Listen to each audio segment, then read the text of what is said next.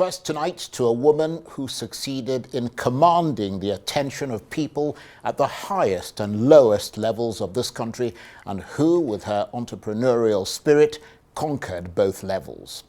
And now the two-term senator, Chris Anyanwu, has published a book that represents the soundtrack of that extraordinary career. And there seems to be an emotional force behind every word, capturing the mood of her life less ordinary. Her exasperation with the state of this country led her first into journalism, then later into the murky world of Nigerian politics. But it would get even murkier when she ended up in the gulag of General Sani Abacha, reaching the very depths of despair. But she would rise like a phoenix and soar to the greatest political heights. The book is called Bold Leap, and everything in it is enduringly fascinating. A journalist turned television reporter, turned commissioner of information, turned prisoner, turned senator. Well, Bold Leap is due out next week, and as I mentioned earlier, the reviews suggest that it packs a powerful biographical punch. And the author, Senator Chris Anyanwu, joins me now in the studio. How nice to see you again. Nice seeing you, Charles. And congratulations. Thank you. It ain't easy writing a book, particularly a book about yourself. I enjoyed writing this one. I started writing during COVID. I went to the US, for a visit, and suddenly they locked up the place. And I was locked up there for 6 going to 7 months, and didn't have anything, no notes, nothing. Every day you turned on the TV and you heard so many people dying. I said, oh my God, I better write my story before it's before it's done. You park it, right. So I started that process of remembering, recalling, and all that, and it's taken some time. It was fun writing it, actually, but I didn't think that I would remember a lot of things. But when I came back to Nigeria, I now went through my files and all that. I saw all kinds of things. I didn't know I keep, records so well. It helped a lot. I suppose the challenge is always the editing process. What do you keep out and what do you keep in? Yep, I wrote everything that I wanted to write, and then I pushed it off some people, and they savaged it, and, yeah, of course. and I rewrote it. And anytime, my PA will tell you, each time I open my computer and I faced it, I will rewrite it completely. And it got to a point that they said, don't let her touch it anymore, because she will completely rewrite it. And it went through many hands, actually. It went through Humphrey Jaco, Chidi Amuta, and all that. Well, those are pretty good, pretty good. Ray was the last person, themselves. and he did a good job. Everybody did a fantastic job. And I think I'm happy with the final product. Well, that's good. Yes. I look forward to the book hitting the stands, and we can all then sort of digest it in its entirety. But this is your third book, isn't it? Yes, but this is the first book about myself. Sure.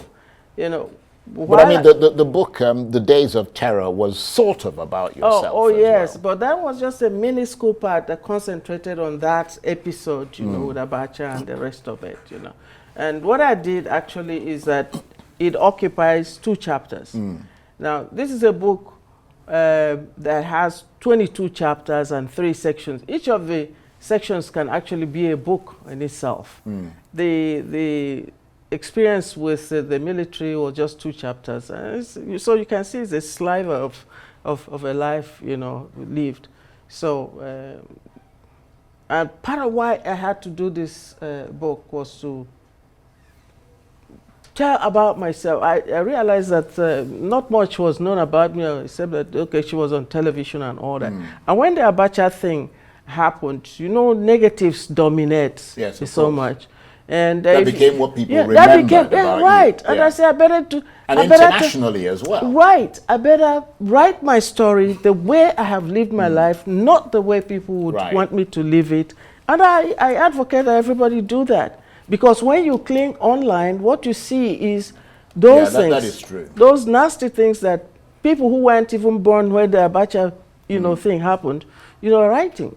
But now, when I write my book, when you click in my name, you're going to see a formidable book there. You're going to see everything. And so people are not coming to you saying, "Oh yeah, you're the woman who was nicked by Mr. General Abacha." Was ridiculous people. But I mean, let's then talk about the other aspects of your life, which are contained in that book. I mean, obviously, you eventually made a foray into Nigerian politics. We'll get to that. But in a sense, I suppose politics was always in your DNA. I mean, your father was a member of the House of Representatives, a seat that he was elected to in 1959. Right, he was. And as a young person, my father used to take us in turns, you know, to the House. And that was obviously the Federal House of Representatives. Right, and we'll sit up there in the gallery and observe. But you know, psychologically, these things seep in. You know, I didn't quite understand all that they talked about, but you know, psychologically, you saw that your dad was talking. Yes, when he spoke, sometimes, you know, the supporters would say something, and there were people who say the negatives, you know, would say something else. But he gave you the experience, the exposure, early exposure to politics, to politicians. And after each session, he would call us and we would shake hands with the big man. And so that gave me familiarity with power. There's no situation that can trip. And you thought, I want some of that power? No, it's not like that. It's just that as a journalist, I saw myself in all kinds of situations. I interviewed a lot of heads of states, all kinds of situations. And I never saw myself nervous or tripped or overwhelmed. Even now, no personality can really overwhelm me. It's very difficult because I'm totally at ease with people in power and that kind of environment. Yes. And I think that those early exposures, were instrumental. Preparatory to a greater sort of thing to come. Yeah. But also, he was detained after the Nigerian Civil War, wasn't he? And that ultimately led to his death at a very young age, 51. But so many people also, it wasn't just him. In my village alone, the former minister and his wife, his son, so many people were taken. You know, they just had some kids, you know, that they gave money and they said, he's a big man, he's a big man. They just took all of them and took them to Port Harcourt and kept them there and starved them and treated them very badly. The minister's wife died right there under detention. And many of them didn't live much long, too long after that. So those are some of the stories that I'm sure, that... yeah, it's a fairly dark sort of period, wasn't it? Yes. And he left behind 13 children. Yes. And you were the eldest. Right. And I imagine that came with tremendous responsibility. Absolutely. It was. But we survived. Well, you got to read the book. You clearly thrived beyond surviving. But what I find fascinating is how much your life mirrored that of your father, because he was in the House of Representatives, which in today's world would be part of the National Assembly, and you eventually ended up in the National Assembly, although you were in the Senate. Right. And then he was detained and you were detained. Well, I don't know about that. But, that is history. But everyone has his own, trajectory and mind for doing a job too well, maybe being too principled in journalism and insisting on free speech and the rest of it. His was a different thing. No reason except that you are a big man. Right. It just happened chance, and all that. A lot of very terrible things have been done in Nigeria. Nigeria has done a lot of bad things to too many people. And I think it's time that, we began to purge ourselves of this, And I think until we really do, things may not, go very well with the country. A lot of bad things have happened. Well, let's talk about the bad things that Nigeria has done to you. I mean, you yourself would feel the horrors of not just an unjust detention, but a harsh and cruel one when you were imprisoned by General Sani Abacha, who was the military head of state in the 1990s.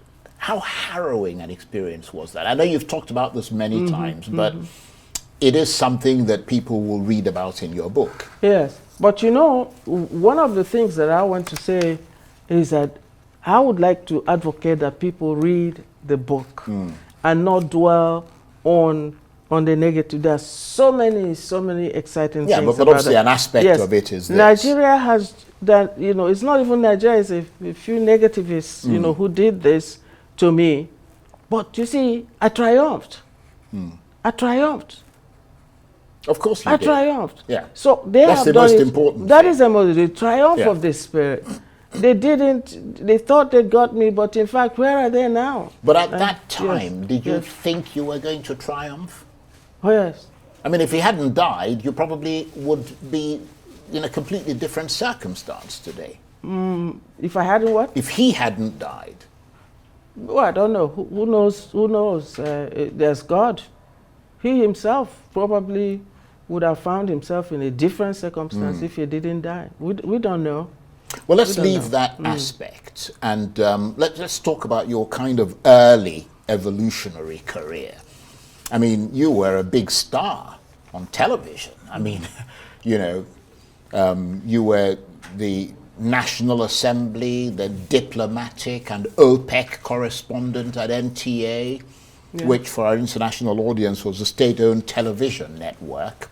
And it was the only network at the time in Nigeria, the only television network. So everybody watched that television station. And then you went from that to becoming the Commissioner of Information in Imo State. And that was a time when Imo State was considerably bigger than it is now.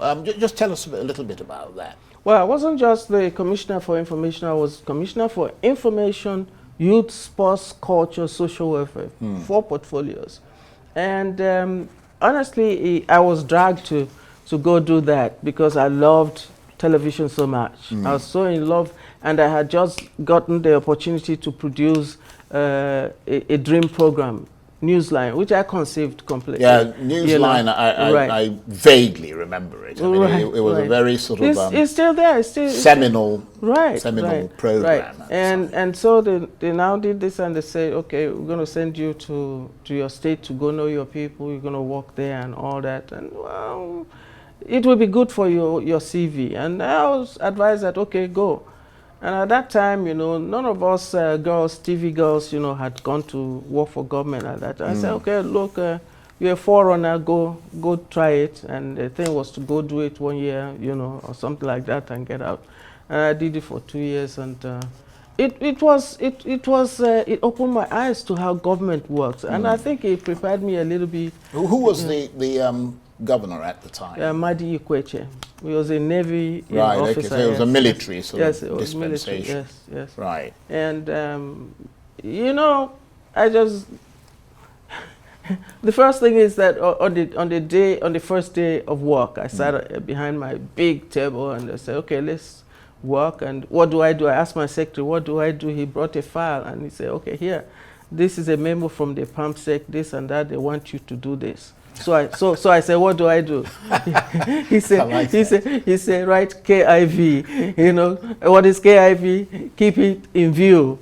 He said, don't approve anything, don't say anything now, just KIV until you know what we are doing. So I learned the process. You don't get to learn how to make memos and do all these things, as a journalist, as a reporter. No, but that was a different world. So exposure to the government, gave me a new perspective and gave me a broader, perspective. Sounds in life, very interesting, actually. Yes. And then you moved from that to, you started a magazine, did you? Right, TSM. Right.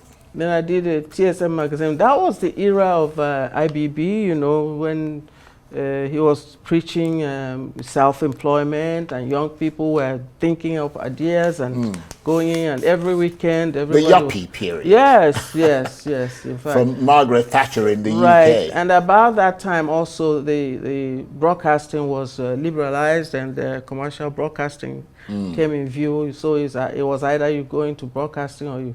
So I said I'll do magazine first, and after that I'll do television, and that's the way I did. So I did magazine. Magazine was exciting. The thing about print is that print is important, is viewed as important because it's tangible. People can hold it and read it over and over and over. And I found that people, you know, regarded print media with very high, you know, very well respected. Yeah. Yes, you know, and we did a lot of extraordinary things. Actually, we went out of the way to do interesting things. We did specials that, you know, one of the specials occupies, I think, 94 pages. The appendix of this book is 94 pages. In that appendix, you will have about 58 leaders of Nigeria of all levels, religions, regions, you know, tribes and all that. They sat down and articulated what they thought were the terms for peaceful coexistence among the different units of Nigeria. And that argument that they made 30 years ago remains relevant today. And then, of course, you moved from that. I mean, was it one of those specials you wrote that got you in bad nick with the Abacha? No. So what was it then? No, Abacha was on his own mission.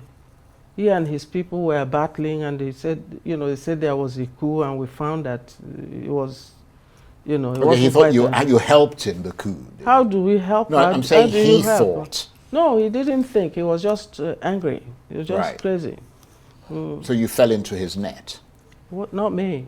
A lot of journalists, including generals, former heads of state, you know. Well, obviously we're talking about you, not the generals. Oh, right. So you fell into his net. Yeah, that's probably one way of saying it, yes. But one thing I also, again, want to say is this. I wouldn't want Nigerians to focus on that. That's not what they're focusing on. That's an old story. That is not even the kernel of this book. Right, it's a subset of the book. This book is so beautiful, so Nigerian. Well, people would say that. You would say that, wouldn't you? It's your own. It's your own book. It is me. It is my story written by me. Sure. The way I think. The way I talk, but let's move beyond that because I mean, after the reason I asked you that was not to dwell on it, but I wanted to see what motivated you after that experience to head into the world of politics, a world which you yourself described as one in which everything is bought. But you know, it wasn't immediately after, so the connection isn't that. There were several years, just worlds apart. I was doing TV documentaries, you know that. And then, you know, after a while, after 5 years, I started Hot FM radio. Right. And it was at that point, you know, that I did a sudden, you know, decided suddenly to get into politics. So you woke up one morning and thought, hey, I'll become a politician. No. So how did it happen? No, you got to read the book to see how it happened. No, well, that is why I'm trying to drag away your attention from the but I have seen snippets of the book, so I'm comfortable with a general sense of the direction of the book. You then headed into the world of politics, and the reason I bring that up was that you described it as a world in which everything is bought, from nomination to run for office, to votes to be elected to office, and then payments to defend yourself from what you called frivolous lawsuits and bad judgments. You read it. You read it. Well, that's what I'm saying. I did read snippets of it. So what is the question? Well, the point here is that you described it, that world of politics, as corrupting, wearying, spirit-crushing. Right. Were you corrupted by it?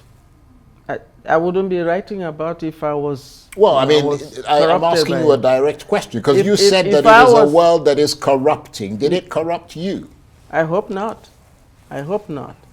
It was like a peep into this ugliness. You never know. remember that I was a correspondent covering National Assembly, Senate for a long time. And then I had done all these things. But you see, you will never know the nature of what plays inside until you get in there. Yeah, but what I'm wondering is, if that world is so all-encompassing as you described it, then you couldn't have escaped it, could you? I mean, how would you have thrived in such a world without becoming part of that world? No, don't say that. It doesn't mean that everybody who went through an experience, who saw something, must adopt Become it. part of No, it. you don't have to. Right. If you resist it, if your spirit resists it, then you are going to be talking about it, you're going to be writing about it, and the point is that we need to do some serious reform. The reason I ask that is that you're a two-term senator. You're not a one-term senator. Right. So you knew all that, but you went back and did it again. So there must be something addictive about it. No. But you also, some people go with a view to doing it differently and showing the way. And did you do it differently? We tried to. How did you do it? So many people come into the National Assembly or the Senate, wanting to change the world and all that. But you see, it's also the nature of the legislature is such that you cannot do too much by yourself. You must work with others. What I am able to do, and when you read the book you see, is to call for reforms. We have to do certain things to eliminate some of the ugliness that has turned our politics, our democracy into sham. 100%. We can do all this, we can talk all we want, but so long as those practices, those ugly practices are allowed to prevail, we are not going to have democracy. Indeed. So you don't believe that Nigeria has managed to articulate for itself what it takes to be a nation so far? I think that there's a lot.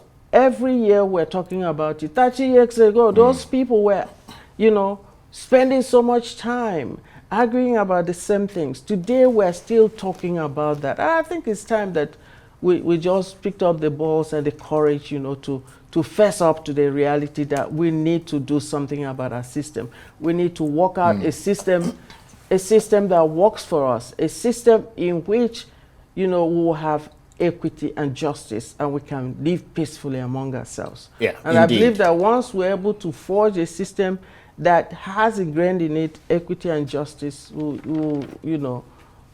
the likelihood of having a peaceful coexistence, increases.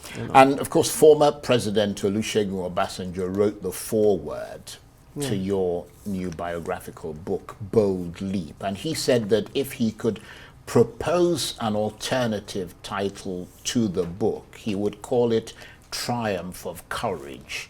That says it all, doesn't it? But why do you call it Bold Leap?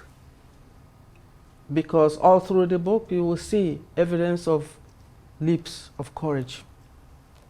You've got to have courage, you have to have the capacity to say, I'm going, and take those leaps.